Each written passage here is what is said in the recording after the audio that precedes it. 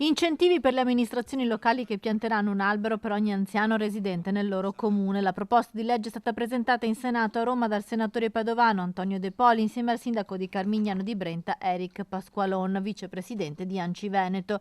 La proposta, che unisce ambiente e sociale, è nata in occasione del grande raduno di centenari che verrà ospitato il 4 maggio nella struttura Opera Immacolata Concezione di via Toblino a Padova e che vuole battere il record detenuto in Australia. I centenari rappresentano nei luoghi dove vivono un esempio di buona vita, qualità della vita, quindi radunare tutti insieme vuol dire che loro sono dei testimoni della qualità della vita, quindi non è solo un raduno ma è anche un messaggio di presenza, di storia, ma soprattutto di, anche un messaggio di speranza. Sono 1570 i centenari ad oggi censiti nei comuni del Veneto, di cui 98 a Padova. Collegato a distanza Walter Visentin, 103 anni, padovano, mascotte del raduno che invita tutti i suoi coetanei a partecipare. Il 4 maggio cosa c'è, Walter?